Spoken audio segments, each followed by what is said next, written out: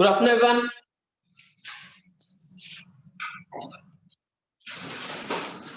Let us do a few questions based upon the topics that we have done in past 2-3 days. For example, हमने pressure exerted H2G understand किया, फिर previous class के अंदर हमने H1 ρ1 is equal to H2 ρ2 की importance को understand किया manometer के questions के point of view से, right? तो इसमें ना पेज नंबर 7 पे आइए असाइनमेंट में, जो थ्योरी पेजेस मिले आपको, वहां पे लेफ्ट हैंड साइड में ना in what units is the blood pressure measured वो मेंशन किया हुआ है, ठीक है? तो मेडिकल स्टूडेंट्स को तो पता रहता है, नॉन मेडिकल वाले भी ट्राई करें। प्रेशर, ब्लड प्रेशर जब मेजर करते हैं बॉडी में तो उसमें दो लिमिट्स होती है, लोअर लिमिट एक अपर लिमिट, है ना? आप बता सकते हैं लोअर लिमिट का नाम क्या होता है, कौन सा प्रेशर होता है, डायस्टोलिक या सिस्टोलिक? बोले बोले शाबाश। यहाँ बैठे दोनों में से मेडिकल स्टूडेंट कौन कौन है? एक है, हाँ जी बोलो। अच्छा चलिए देखिए पेज 7 के लेफ्ट बॉटम में the blood pressure is measured in mm of Hg। सबसे पहले तो आपको क्लैरिटी होनी चाहिए, it is measured in millimeter of Hg। when the heart is contracted to its smallest size the pumping is hardest। obviously जब contracted होगा तो एकदम से जोर लगाएगा तो pumping is hardest and the pressure of blood flowing in major arteries is nearly 120 mm of Hg। it's known as systolic pressure। तो जो अपर लिमिट वाला प्रेशर होता है उसे क्या बोलते हैं? Systolic pressure, 120 mm of Hg। when the heart is expanded to its largest size the blood pressure is nearly 80 mm of Hg। this is known as diastolic pressure। clear? तो systolic diastolic पता होना चाहिए आपको, 120 mm of Hg है, 80 mm of Hg है, ये पता होना चाहिए। done। now the mean pressure on the walls of vessel a up to height h is derivation की थी h rho g by 2 होता है, ठीक है? गेज प्रेशर और एब्सोल्यूट प्रेशर आपको समझा दिया गया है। 10 मीटर डेप्थ पे जाके 1 एटमॉस्फेरिक प्रेशर का इंक्रीज आ जाता है, वो आपको क्लियर कर दिया गया है, ठीक है? Now I straight away move on to, अच्छा हाँ, इससे रिलेटेड एक क्वेश्चन था, नहीं पर वो प्रेशर का क्वेश्चन बबल से रिलेटेड है, I talk about it later on. अभी देखते हैं what will be the length of mercury column in a barometer tube when the atmospheric pressure is 75 centimeter of mercury and the tube is inclined at an angle 60 degree with the horizontal direction। ध्यान होगा आपको, मैंने ये भी आपको समझाया था कैसे करना होता है कि जो वर्टिकल ट्यूब थी उस वर्टिकल ट्यूब को अगर इंक्लाइन कर दिया गया है सच दैट हॉरिजॉन्टल के साथ एंगल 60 डिग्री है तो वर्टिकल से कितना हो गया? 30 डिग्री हो गया। Got that? तो देखें जो हमें हाइट चाहिए, हाइट तो हमें 75 सेंटीमीटर चाहिए एज पर दिस क्वेश्चन। इसमें कंफ्यूजन मत रखना, अगर क्वेश्चन के अंदर 75 mm ऑफ Hg गिवन है, सेंटीमीटर ऑफ Hg गिवन है तो आप उसी को कंसीडर करेंगे, इसके अकॉर्डिंग चले जाएं। ये एंगल कितना आ जाएगा? 30 डिग्री। देख सकते हैं सभी, इधर से 60 पे कितना हो गया? 30। 75, अब ये लेंथ कितनी आएगी? लुक एट दिस ट्रायंगल, मैं इसको डार्कन कर रहा हूं, लुक एट दिस ट्रायंगल। इसमें जो बेस है वो 75 है, हाइपोटेन्यूज फाइंड आउट करना है, तो base upon hypotenuse cos theta होता है, so cos 30 is equal to base upon hypotenuse। so L कितना हो गया? 75 by cos 30, cos 30 is root 3 by 2। the other day we did almost the same question, agree? तो समझ के करें, 75 ये है, आपको फाइंड आउट करनी है ये वाली लेंथ, तो 75 upon this length is cos theta, तो L becomes 75 by root 3 divided by 2, so 75 into 2 by root 3 centimetre इसका आंसर है। ठीक है, next question, what is the pressure on a swimmer 10 metre below the surface of lake? बताएं, surface of lake के अंदर अगर हम सरफेस ऑफ लेक से अगर 10 मीटर नीचे एक स्विमर को कंसीडर करें, experience by that swimmer, answer करें 2 एटमॉस्फेयर, राइट? एग्जैक्टली। किसी का माइक ऑन है, प्लीज ऑफ करें। तो ये आ जाएगा 2 एटमॉस्फेयर। रीजन, सरफेस पे 1 एटमॉस्फेयर होता है और 10 मीटर नीचे जाके पानी के अंदर 1 एटमॉस्फेयर और बढ़ जाता है, तो टोटल हो जाता है 2 atmosphere. then the density of atmosphere at sea level is 1.29 kilogram per metre cube. अब सोचो जो वो आपने height of atmosphere find out किया था उसमें डेंसिटी कितनी कंसीडर करी थी? एवरेज डेंसिटी 1.3, जबकि सी लेवल पे होती है 1.3, अप्रोक्सीमेटली 1.3 यानी 1.29। So calculate the thrust of water, assume that it does not change with altitude, how high would the atmosphere extend? Same question है जिसकी मैं बात कर रहा हूं, एटमॉस्फेरिक हाइट निकालनी है। याद करें क्या फॉर्मूला लगाया था आपने? H rho g, right? Atmospheric height अगर h है और उसकी डेंसिटी 1.3 है, यहाँ 1.2 में लिखा हुआ है, into g should be equal to atmospheric pressure. बोल के बताएं सर एटमॉस्फेरिक प्रेशर कितना था? 1.013 इंटू 10⁵ पास्कल। एग्जैक्टली ये यूज करना था आपको। तो उससे याद है एटमॉस्फेरिक हाइट लगभग कितनी आती थी? 8 किलोमीटर। एग्जैक्टली। तो ये क्वेश्चंस में क्या होता है, अगर आपको आंसर पहले से पता है तो सिर्फ वैल्यूज लिखनी है, आपका सॉल्व करने का सारा टाइम सेव हो जाता है। उसमें 3 मीटर का गैप मतलब सर जैसे 7 9 8 आप एक अप्रोक्सीमेटली 8 किलोमीटर लिखो, कोई अप्रोक्स करके लिखो, that's okay. Then a rectangular tank is 10 meter long, 10 meter broad and 10 meter high. इसको साथ साथ इमेजिन कर लो, ऐसे करके 10 मीटर लॉन्ग है, राइट, मेरी तरफ 10 मीटर है और हाइट कितनी है? 3 मीटर। ऐसे करके बना हुआ है, 10 by 10 का बेस है, उसके ऊपर 3 मीटर है। ये कहता है कि if it is filled to the rim with water of density 10.3 kg per meter cube, that we know very well. Calculate the thrust at the bottom and walls of the tank due to hydrostatic pressure. Bottom पे और walls पे कितना thrust है? तो ध्यान दें, bottom पे जाना है तो थ्रस्ट क्या होता है? फोर्स।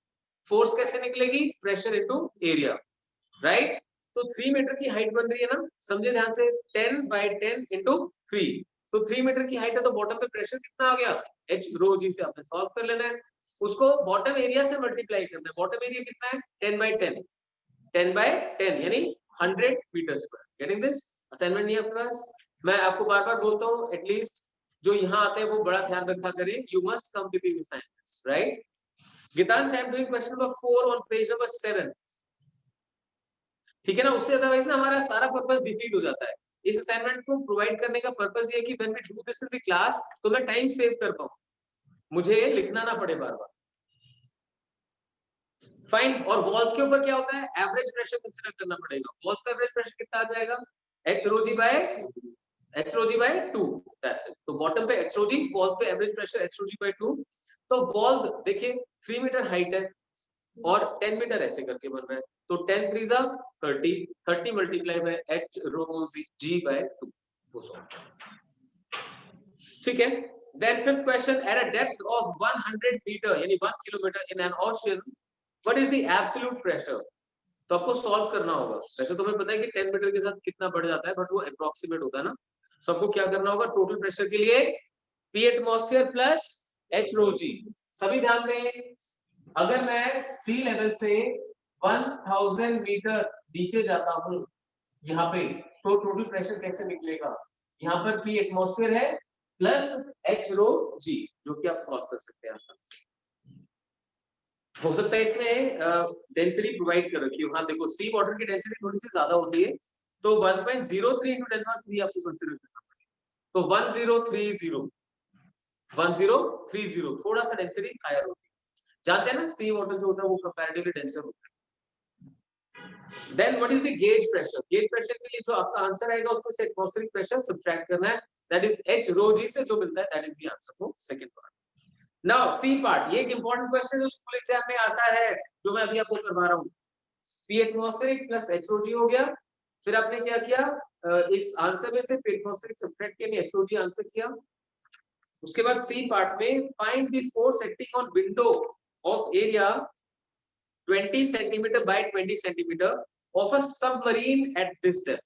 आपको कंसीडर करना है कि इस डेप्थ के ऊपर एक सबमरीन है और उस सबमरीन की एक विंडो है जिसका एरिया 20 by 20 है। जैसे मान लो इसी को जो मैंने हैंड में होल्ड किया हुआ है पेपर, ये सपोज 20 by 20 ये बन गया। इस डेप्थ के ऊपर, इसके ऊपर पूछ रहे हैं कितनी फोर्स लगेगी, इंटीरियर ऑफ विच इज, और सबमरीन का जो इंटीरियर है that is maintained at sea level atmospheric pressure. ठीक है, मतलब समझे इस बात का।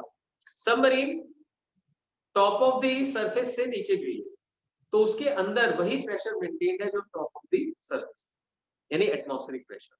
एज इट गोज डाउन, अब अंदर तो वही एटमॉस्फेरिक मेंटेन रहा, लेकिन बाहर तो धीरे धीरे बढ़ता चला गया पानी के डेप्थ की वजह से।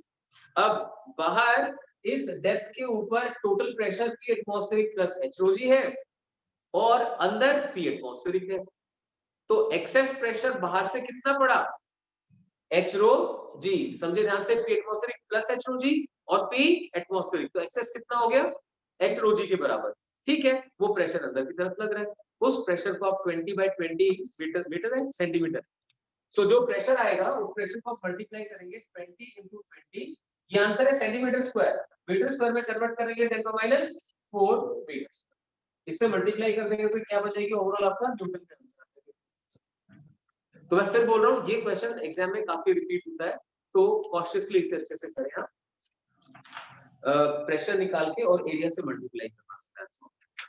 Now I move on to 6th question जो मैनोमीटर बेस्ड क्वेश्चन है। डायग्राम ड्रॉ करता हूँ साथ साथ, आप तब तक रीड करें इस क्वेश्चन को। Question number 6 from your assignment. I insist अगर किसी बच्चे ने असाइनमेंट नहीं दिया तो वो असाइनमेंट जरूर पिक करें, और मैं कल सॉफ्ट कॉपी डालना भूल गया, आज मैं स्लोली डाल दूंगा। 6th क्वेश्चन ये कुछ इस तरीके से बनाया हुआ है ना, यहाँ पर इस वेसल के अंदर ऑयल और गैस है, यहां तक ऐसे करके सपोज शो किया हुआ है,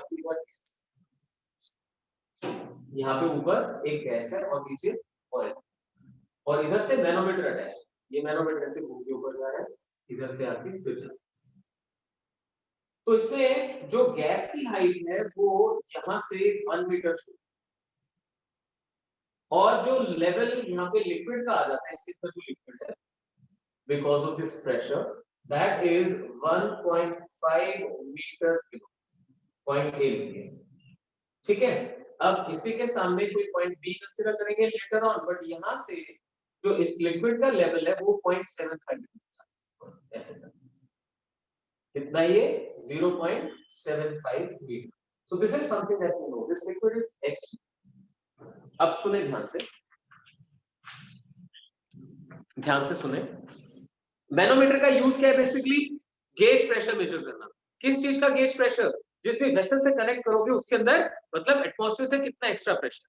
सो जस्ट सी केयरफुली, यहाँ पे गैस है, इस गैस में प्रेशर डाला हुआ है, वो प्रेशर देखिए ध्यान से, सपोज आपको मेजर करना है तो इस पॉइंट पे आ जाइए, ए पॉइंट पर, इसके ऊपर टोटल कितना प्रेशर, 1.5 मीटर ये वाला प्लस 1 मीटर ये वाला, टोटल कितना बन गया 2.5 ऑयल का आ गया, तो मोस्ट ऑफ इन्होंने ऑयल की डेंसिटी हमें प्रोवाइड कर रखी होगी, ठीक है। सो यहाँ से आप ये ऑयल का प्रेशर लेते हैं, प्लस ध्यान दें प्लस गैस ने जो प्रेशर डाला, so this pressure due to gas P plus H rho G इस पे मस्ट बी इक्वल टू यहाँ पर पड़ने वाला प्रेशर। अब यहाँ पर जो टोटल प्रेशर है वो किसकी वजह से है, पहले तो ये ओपन टू एटमॉस्फेयर है, यानी यहाँ पे कौन सा हो गया एटमॉस्फेरिक प्रेशर, प्लस ये वाली हाइट कितनी बन रही है देखो 1.5 प्लस 0.75 यानी 2.25, so 2.25 into rho into ji, that's it. So ये करके हम सॉल्व, सो देखते हैं what is the absolute and gauge pressure of the gas above the liquid surface in the tank shown, density of oil given है, density of mercury given है, 1 atmospheric pressure को 1.01 into 10⁵ pascal लिखा हुआ है, ठीक है। तो याद करें कल की क्लास में आपको क्या बताया था, आपको सबसे लोअर लेवल आइडेंटिफाई करना है जिसको दोनों तरफ कंपेयर किया जा सकता है, सो वी कैन सी यहाँ पर ए और बी वो दो लेवल्स हैं, ठीक है। तो आई वुड सजेस्ट कि आप मेरे साथ साथ इक्वेशन जरूर लिखें अपनी कॉपी के अंदर, कि हम लिख सकते हैं according to Pascal's law, according to Pascal's law pressure at A becomes equal to pressure at B, A और B के ऊपर प्रेशर सेम हो जाता है, तो बस अब A के ऊपर टोटल प्रेशर कैसे लिखा जाए, प्रेशर टू बी मेजर्ड जो कि गैस का प्रेशर है plus 1 plus 1.5 that is 2.5 into density of oil देखो कितनी गिवन है 820 kilogram per metre cube, so into 820 kilogram per metre cube, H rho into G, G की वैल्यू मेंशन है क्या, नहीं मेंशन है, तो 10 कंसीडर कर लेते हैं कन्वीनियंस के लिए, दैट बिकम्स इक्वल टू, अब B के ऊपर देखें, क्लियर रखें कि यहाँ पे एटमॉस्फेरिक प्रेशर P एटमॉस्फेरिक यानी P नॉट प्लस ये हाइट कितनी है 2.25, सो 2.25 इनटू मरकरी की डेंसिटी आपको पता है 13.6 into 10 power 3, so H रो फिर से G is 6 10, that's it, कुछ भी नहीं है। so थोड़ा सा ध्यान से करेंगे तो क्वेश्चन टफ नहीं है, बस ये आइडेंटिफाई करना है कि कौन से लेवल पे जाके प्रेशर कंपेयर है, सो अगर आप इस तरीके से पूरा सॉल्व करेंगे तो आपको एब्सोल्यूट प्रेशर मिल जाएगा। सपोज ये आपसे गेज प्रेशर पूछता है तो पी एटमॉस्फेरिक को सब्ट्रैक्ट करना है तो वो हट जाएगा यहाँ से सीधा सीधा ये और इधर जाके ठीक है। तो उन्होंने पूछा क्या हमसे what is the absolute and gauge pressure, so exactly they want you to tell the absolute pressure as well. हो जाएगा ठीक है। नेक्स्ट क्वेश्चन पे चलें। तो मेरा मोटिव था कि आपको कॉन्सेप्ट भी समझाया जाए और क्वेश्चन कैसे अटेम्प्ट करना है एग्जैक्टली को मेथोडोलॉजी डिस्कस हो जाए। इक्वेशन हमने लिखी है, आगे सॉल्व आप खुद से कर सकते हैं। किसी को कोई डाउट हो कहीं पे तो काइंडली रेज हैंड, साथ साथ पूछे प्लीज। नेक्स्ट सेवन क्वेश्चन में इस तरीके से शो कर रहे हैं, ये बना रखा है और इधर की तरफ एक्सेलरेटेड है ए से और दिखा रखा है इन दोनों लिम्स के अंदर जो हाइट का डिफरेंस है वो h, ठीक है। और मान लीजिए ये वाली लेंथ जो है ये l है, शायद इसमें गिवन नहीं है। A liquid stands at the same level in U2 when at rest. Initially same level पे था। If A is the area of cross section and G the acceleration of gravity, what will be the difference in the height h of the liquid in two limbs when it is accelerated with A towards right? But इसमें ना ये length बतानी पड़ेगी, इसके बिना question solve नहीं हो सकता। तो आपको ध्यान है मैंने कल परसों ही करवाया था आपको, क्या किया था हमने कि ऐसे करो और ऐसे करो। ये एंगल थीटा अगर कंसीडर करते हो, आया ध्यान, एंगल थीटा कंसीडर करते हो तो tan थीटा के दो तरीके होंगे, tan theta is equal to a by g भी होता है और tan theta is equal to h by l भी होता है। So tan theta is equal to a by g और tan theta is equal to h by l, वहां से आप आसानी से h फाइंड आउट कर सकते हैं। तो h का आंसर आ जाएगा a into l by g। So without knowing l आप सॉल्व, ठीक है। तो इसमें आप डायग्राम में ड्रॉ कर लीजिए l। Fine, moving on to question number 8। Question number 8 आपको डायग्राम देखने से समझ में आ रहा होगा ये किस टॉपिक का क्वेश्चन है। हाइड्रोलिक लिफ्ट है, कुछ ध्यान, हाइड्रोलिक लिफ्ट। आप smaller area of cross section के ऊपर कुछ फोर्स लगाते हैं, it creates some pressure and that pressure gets transmitted to comparatively larger area where the force gets multiplied. तो आप हेवियर ऑब्जेक्ट्स को लिफ्ट कर सकते हैं। तो देखें, it says the area of cross section of the wider tube is 800 centimetre square, mass of 12 kilogram is placed on the massless piston. See एक बात का ध्यान रखना, इन केस को किसी क्वेश्चन में पिस्टन का भी मास प्रोवाइड कर दे तो आपको वो भी ऐड करके यूज करना है, ठीक है। Massless piston, what is the difference h in the level of water in the two tubes? तो ये क्वेश्चन देखने में लग रहा था लेकिन ये तो नैनोमीटर की क्वेश्चन निकला। कुछ इस तरीके से है, देखो क्या कहते हैं, ये बना के और ऐसे शो किया, यहाँ कुछ प्रेशर एक्सर्ट किया बिकॉज ऑफ दिस ब्लॉक का मास कितना 12 किलोग्राम, ठीक है। तो ऑब्वियस है जहां पहले लेवल सेम रहा होगा अब यहाँ पे लेवल ऊपर उठ जाएगा। ये लेवल पूछ रहा है कितना होगा, तो क्या कहते हो कैसे सॉल्व करें इस क्वेश्चन को। फिर से पास्कल्स लॉ, कौन सा लेवल कंसीडर करें, इस वाले पिस्टन का लेवल है ना। देखो ध्यान से, इस पॉइंट को ए बोल देता हूं, इस पॉइंट को बी। मतलब अब आपको ये एबिलिटी होनी चाहिए कि देखते आप आइडेंटिफाई कर पाए। जैसे मैंने स्टेटमेंट नहीं पढ़ी तो मुझे लगा हाइड्रोलिक लिफ्ट का question, but when I read it, मतलब मैंने एक मन बना लिया था, फिर भी मुझे पढ़ के पता चला कि अरे नहीं ये तो कुछ और क्वेश्चन है। क्यों? क्योंकि यहाँ से जो प्रेशर पड़ा उसकी वजह से लिक्विड ऊपर चला गया। तो इस लेवल पे दोनों तरफ प्रेशर सेम होना चाहिए। वो प्रेशर सेम करने के लिए क्या करोगे, यहाँ कितना प्रेशर है, इसके वेट का प्रेशर है ना, इसकी वेट की वजह से प्रेशर है, और यहाँ पर इस हाइट की वजह से प्रेशर। दोनों तरफ से मैं एटमॉस्फेरिक प्रेशर छोड़ देता हूँ, दोनों तरफ से एटमॉस्फेरिक प्रेशर छोड़ देता हूँ, तो इसके वेट का जो प्रेशर है that should be handled by the pressure of this height. So simply h rho g must be equal to 12 into g, ये तो हो गया weight, weight divide by area, area divide किया गया ना 600 सेंटीमीटर स्क्वायर है 800 centimetre square. अब solve करते हुए ध्यान रखो, देखिए जरा ये जो लिक्विड है ये कौन सा है, वाटर है। वाटर की हाइट आपको, हाइट डिफरेंस आपको निकालना है, वाटर की डेंसिटी कितनी होती है 10, अगर सीजीएस में जाओगे तो 1, एसआई में जाओगे तो 1000, ये ध्यान रखना है, इनटू जी, जी दोनों तरफ से वैसे ही कैंसिल आउट हो रहा है। 12 किलोग्राम है, ये तो एसआई में है, तो अगर आप इसे देखें ध्यान से, यहाँ पे 1000 यूज कर लोगे तो ये जो 800 सेंटीमीटर स्क्वायर है इसे भी आपको मीटर स्क्वायर में कन्वर्ट करना है। बस इतनी सी बात का ध्यान रखना। पता लगे सारा काम ठीक किया था, सिर्फ वो कन्वर्जन ठीक नहीं किया, तो जब इतनी मेहनत करे तो थोड़ा सा ये ध्यान रख लो, है ना। सो ये 1000, तो इसको 800 इंटू 10⁻⁴ वो यूज करके सॉल्व कर दीजिए। Question would be exactly fine. ठीक है, 9th question, let me erase it, तब तक आप जरा इसे रीड कर लें। किसी क्वेश्चन में प्रॉब्लम है तो फिर से पूछ लें।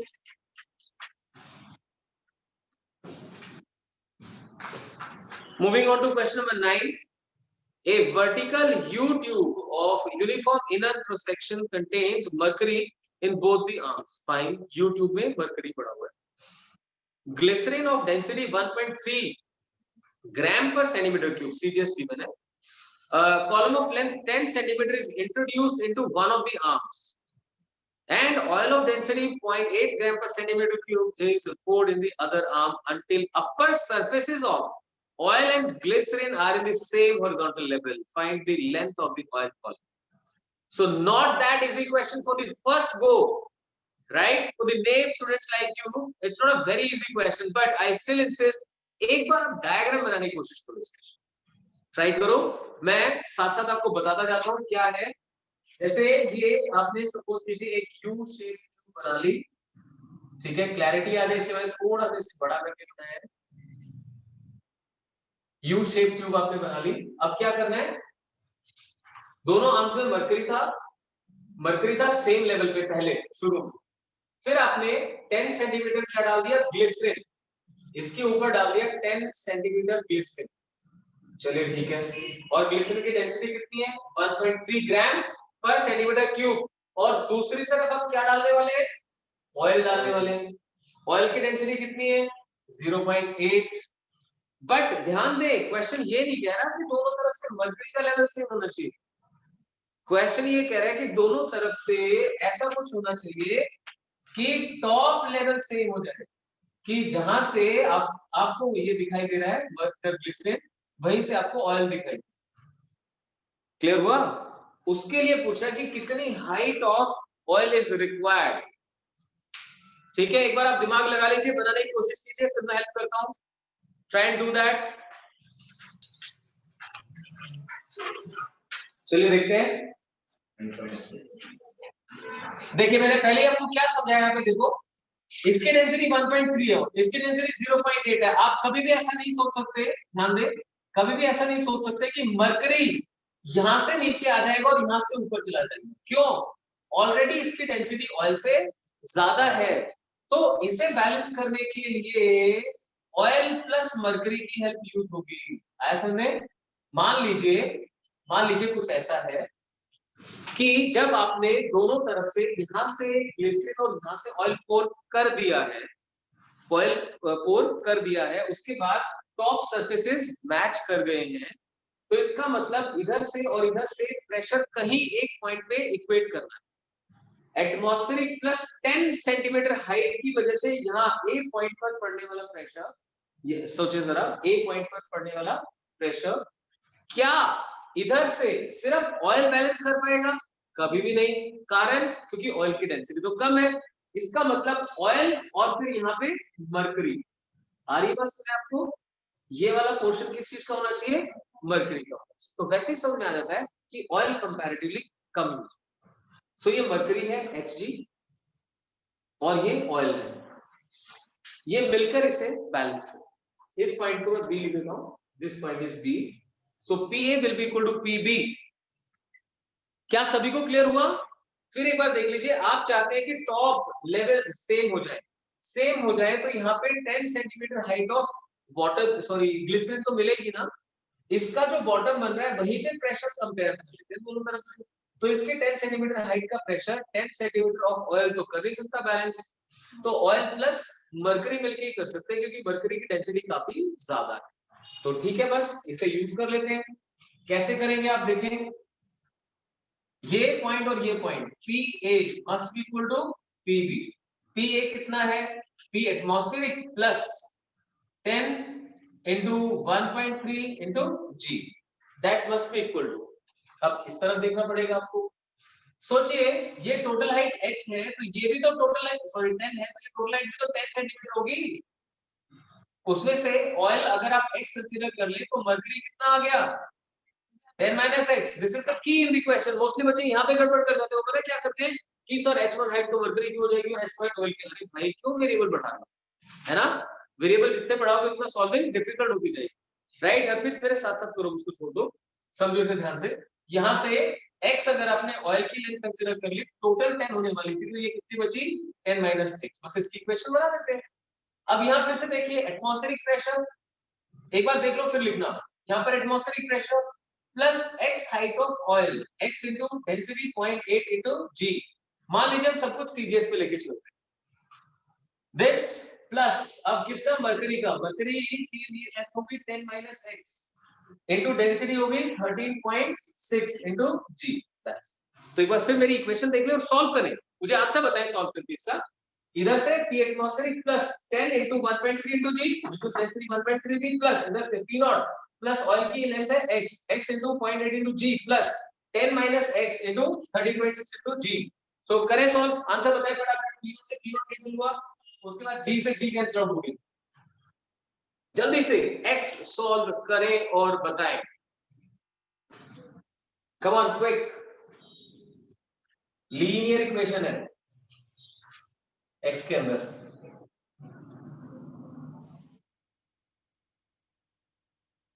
करिए करिए करिए क्विकली। सो आई एक्सपेक्ट कि आप सॉल्व कर रहे होंगे, कर चुके होंगे। 10 into this is 13 या 13 is equal to कितना बन रहा है 0.8x प्लस यहाँ से देखना ध्यान से 0.x प्लस इधर से 10 into 13.6 यानी 136 और माइनस 13.6x, है ना? तो देखो 0.8x और माइनस 13.6x कितना हो जाएगा 16 minus 8 is 8 itself, तो 12.8 आ गया।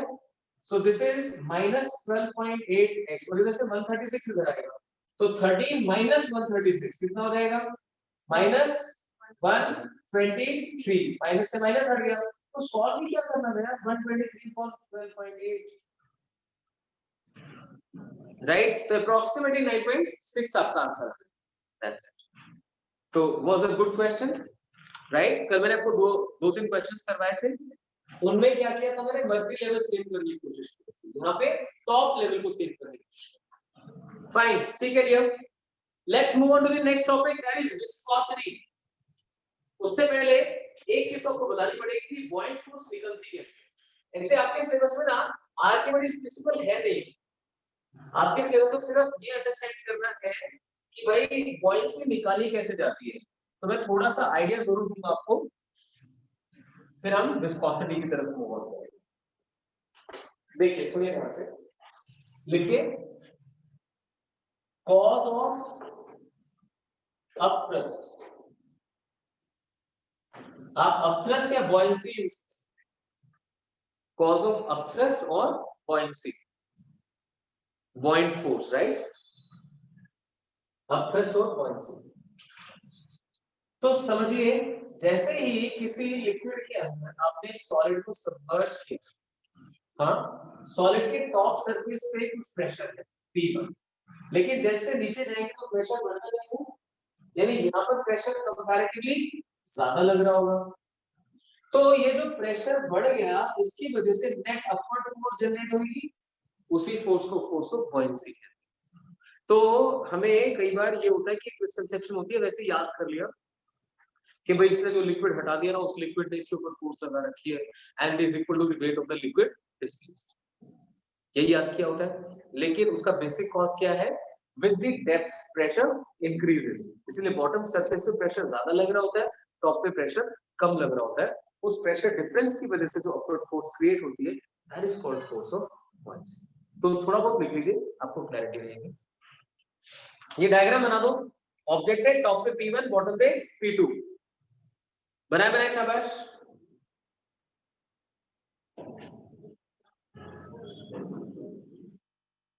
शो कर दीजिए प्रेशर P1 एंड P2।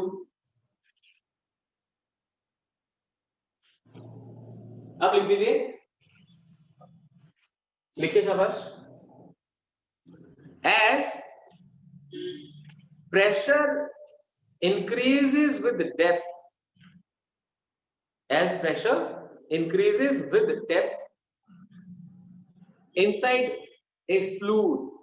याद रखिए ये सिर्फ लिक्विड का कॉन्सेप्ट नहीं है, गैसेस का कॉन्सेप्ट भी है. Inside a fluid, comma, this results in net upward force, results in net upward force on the object submerged in fluid. Submerged in fluid. ठीक है, सिंपल. रिपीट कर दो एक बार.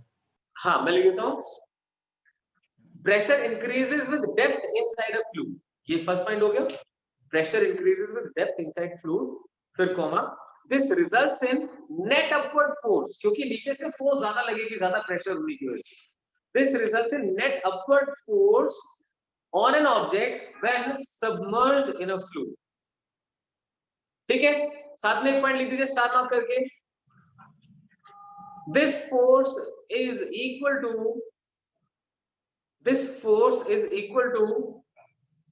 weight of the fluid displaced. ठीक है, उसके बराबर आती है, वो एक अलग चीज है. Force is equal to weight of the fluid displaced, liquid displaced. Liquid की बजाय fluid word better. Fluid displaced. ठीक है, I hope clear है सबको. अब most of the times actually क्या है, सीबीएसई में क्वेश्चंस नहीं है ही नहीं सिलेबस के अंदर, तो करेक्ट है. इसका वॉल्यूम निकालेंगे, वॉल्यूम तो सॉलिड का, लेकिन डिस्प्लेस लिक्विड कंसीडर करना है या फ्लूइड कंसीडर करना है, तो आपने उसकी डेंसिटी कंसीडर करना है. सोचो वेट कैसे निकलता है, मास इनटू जी. मास कैसे निकलता है, वॉल्यूम इनटू डेंसिटी. तो वॉल्यूम तो सॉलिड का, क्योंकि इसने अपने वॉल्यूम के बराबर ही तो लिक्विड बनाया हुआ है यहां से, तो वॉल्यूम इसका और डेंसिटी इस फ्लूइड की. Volume into density multiplied by g, वो थ्रस्ट आ जाता है. ठीक है, लिख दे शाबाश. देखिए let V volume, capital V लिख देना. Let V volume of a liquid, इस बार क्लियरली बोल रहा हूं, of a liquid having density rho. V volume of a liquid having density rho be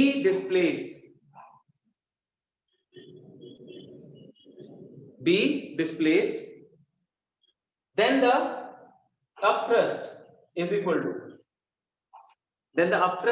मतलब buoyancy और upthrust is equal to क्या हो जाएगा, volume into density into G. तो volume displaced into density into ji, that's it. ये बनेगा. Fine, done. यही करना होता है. चलिए अब इसमें एक चीज हाँ बोलने लगा था मैं, जैसे हम लोग खड़े होते हैं एटमॉस्फेयर के अंदर, हमारे अराउंड एटमॉस्फेयर तो है ही ना, तो आपको क्या लगता है एटमॉस्फेयर की वजह से हमारे ऊपर कुछ तो बॉयंसी लगी होगी. अगर आपको एकदम से ऐसे प्लेस पे ले जाया जाए जहां पे एयर ना हो, बिल्कुल एयर ना हो, तो वहां पे क्या आपका वेट ज्यादा मेजर होगा, बोलो. सोचो अभी आपको लग रहा है कि ऊपर से प्रेशर, मैं कुछ और समझा रहा हूं आपको. आपकी बॉडी पे नो डाउट चारों तरफ से एयर का प्रेशर है, लेकिन बॉटम पे प्रेशर ज्यादा है, हेड पे प्रेशर कम है. तो जिसके कारण आपके ऊपर भी, तो आप पानी में कूद जाओ, स्विमिंग करिए कभी आपने, वाटर के अंदर जब आप जाएंगे तो आपको क्या मिलती है, बुआयंसी मिलती है. आप सीधे भी खड़े हो जाओ तो भी फोर्स कहां लगती है, ऊपर की तरफ. वही समझाना चाह रहा हूं. अभी एयर में खड़े हो तो भी एयर वैसे तो चारों तरफ से प्रेशर डाल रही है, लेकिन बॉटम पे प्रेशर ज्यादा डाल रही है. तो कायदे से क्या होना चाहिए कि आपका जो एक्चुअल mg बनना चाहिए उससे कम mg मेजर हो रहा है. और जैसे आपको वैक्यूम वाले रूम में ले जाएंगे और सिलेंडर लगा के वैक्यूम वाले रूम में ले गए, तो वहां पे आपका वेट कंपैरेटिवली ज्यादा आएगा. आया समझ? सो दैट, ठीक है. सो आपको बॉयंसी के लिए इसी पार्ट की जरूरत पड़ेगी. ये समझ लीजिए कि लिक्विड के अंदर जाके effective value of G reduce हो जाती है, वो जरूर मैं आपको सॉल्व करवाता हूं. लिखिए जरा, effective weight and hence effective acceleration due to gravity. ये इसलिए करवाना जरूरी है कि सिंपल पेंडुलम के जब क्वेश्चंस करेंगे एसएचएम में तो फिर मुझे रिजल्ट यूज करना पड़ेगा। तो effective weight and hence effective acceleration due to gravity inside liquid. चलिए मैं यहीं से पिक करता हूं। एक सॉलिड है भाई जिसका वॉल्यूम v है और उसकी खुद की डेंसिटी रो s। देखिए consider solid of volume v and density rho s। s stands for solid. Consider solid of volume v and density rho s submerged in a liquid of density rho l। submerged in a liquid of density rho l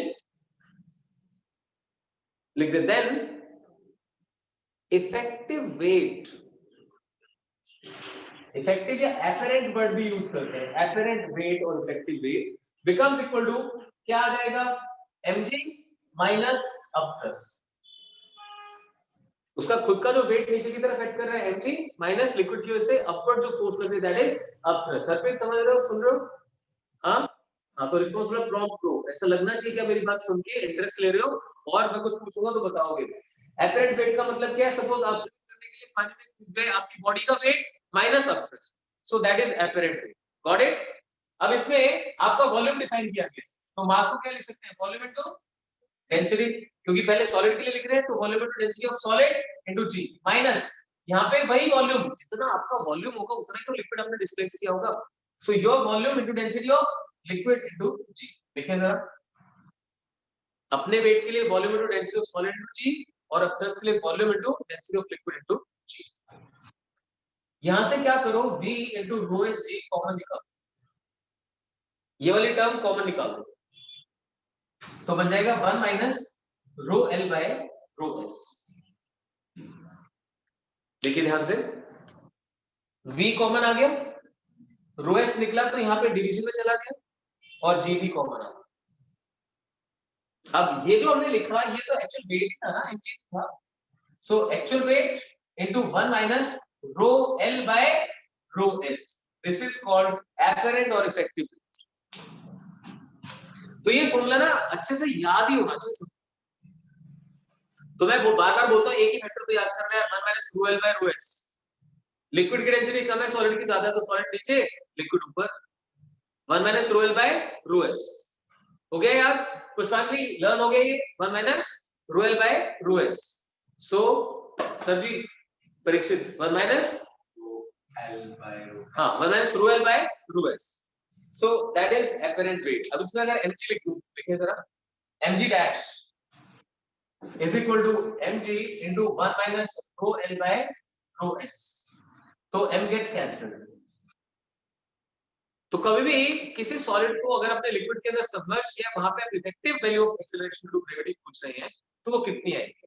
that will be g into 1 minus rho l by rho s। इसलिए ये important है। हाँ जी हो गया clear? तो ठीक है, NCERT या सीबीएसई के पॉइंट से मुझे इसमें से एक ही पार्ट समझना था। ठीक है, आर्किमिडीज प्रिंसिपल वैसे सुना होगा आपने, पता है आपको? What is Archimedes principal? हाँ बताएं भाई चावल।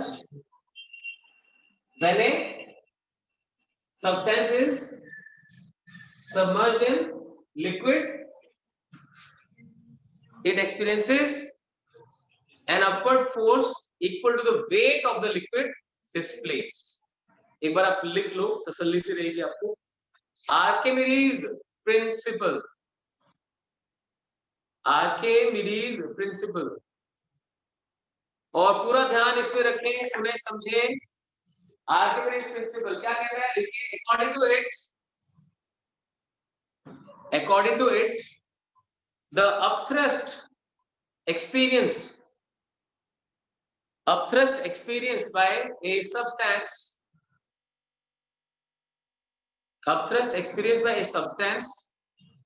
submerged in liquid, upthrust experienced by a substance submerged in a liquid is equal to the weight of liquid displaced। is equal to weight of the liquid displaced. Weight of the liquid displaced. But इसके पीछे एक कहानी मैंने आपको समझाई. Actually क्या होता है, जो प्रेशर डिफरेंस होता है वो कॉज है बॉयंसी का. वो अलग बात है कि उसके वेट के इक्वल आता है. ठीक है. नेक्स्ट देखें विस्कोसिटी. लिखिए जरा. विस्कस सुना आपने? विस्कस फोर्सेस है ना, वहीं से बना है विस्कोसिटी.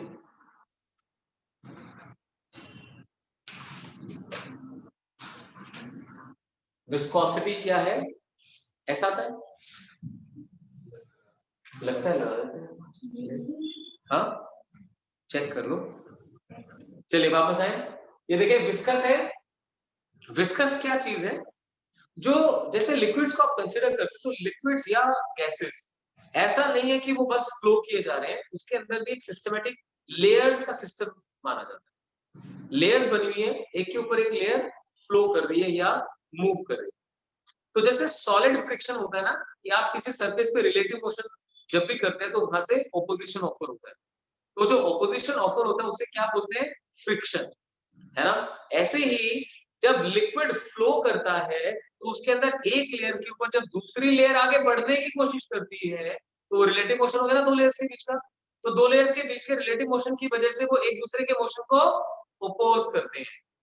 इस ओपोजिशन को विस्कस फोर्स कहा जाता है. वो जो फोर्स लगती है दैट इज विस्कस फोर्स. इस फिनोमेना को विस्कोसिटी. ठीक है. अब क्या कहते हो, विस्कोसिटी की स्पेलिंग डिसाइड हो पाई नहीं हो पाई? ऐसा आएगा. सही है. चलो अब एक एस बोल रहा है, एक सी बोल रहा है. ये बढ़िया. ठीक है. ठीक है. चलिए लिखें. सर ये तो लिक्विड फ्रिक्शन है. एग्जैक्टली अर्नव, ये लिक्विड फ्रिक्शन है.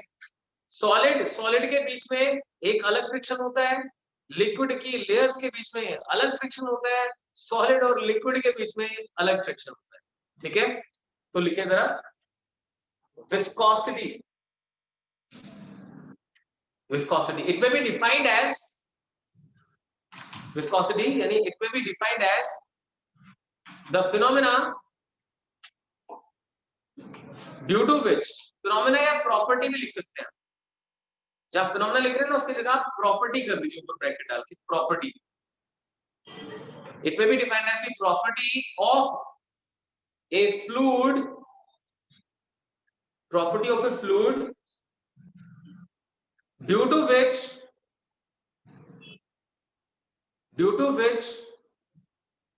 layers offer opposition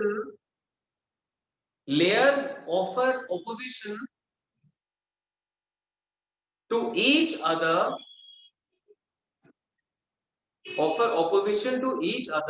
because of relative motion.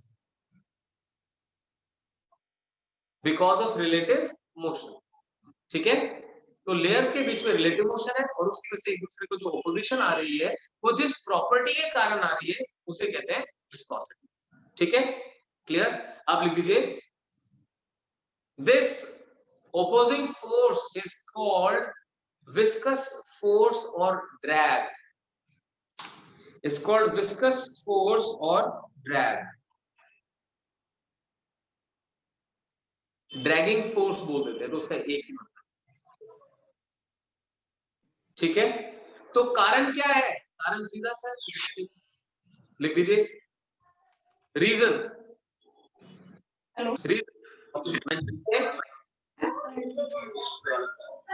Reason of viscosity. किसी का माइक ऑन है भाई. Reason of viscosity is the relative motion between layers of fluid. अगर आप लिक्विड यूज करना चाहते हैं तो लिक्विड बट भी हर जगह फिर लिक्विड यूज करना, नहीं तो fluid. Reason of viscosity is relative motion between layers of fluid such that molecules of one layer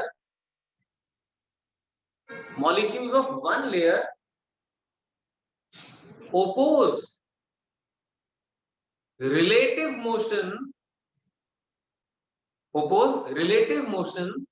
of molecules of the other layer or adjacent. Relative motion of the other layer or adjacent. Hope it's clear. ठीक है ना? Molecules एक दूसरे के motion को oppose कर रहे हैं, बस इतनी सी कहानी है। तो फटाफट इसका फॉर्मूला लिखें। ये एक लेयर बना रहा हूं, देखिए एक लेयर ये है, यहां से dx डिस्टेंस के ऊपर एक और लेयर बना लेते हैं, से दिस इज इट।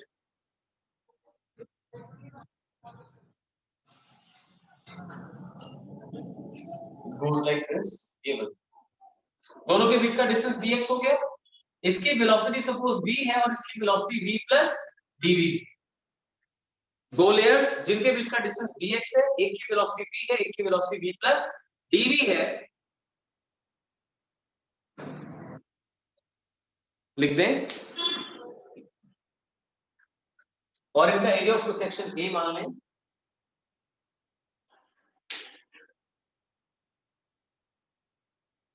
लिख दीजिए, consider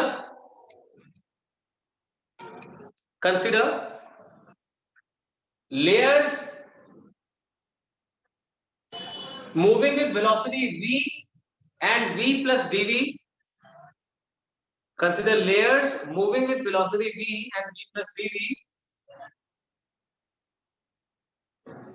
of a liquid having separation dx between them, having separation dx between them as shown in diagram, as shown in diagram। साथ में लिख दीजिए area of contact b a, area of contact b a, मतलब एक बहुत ही major change है liquid friction का। सॉलिड फ्रिक्शन कभी भी एरिया पे डिपेंड नहीं कर रहा था, लेकिन लिक्विड फ्रिक्शन एरिया पे डिपेंड करता है। लेयर्स का जितना ज्यादा एरिया ऑफ कांटेक्ट होगा उतने मॉलिक्यूल्स एक दूसरे कांटेक्ट में आएंगे और उतने ज्यादा ऑपोजिशन ऑफर करेंगे। तो यहाँ पे एरिया पे भी डिपेंडेंस होती है और इसको बोलते हैं वेलोसिटी ग्रेडियंट। याद है डी बाई डी एक्स? तो लिखिए जरा, विस्कस फोर्स डिपेंड्स अपॉन दो फैक्टर्स लिख दो पहले फटाफट। Number one, area of contact, viscous force depends upon number one, area of contact, and number two,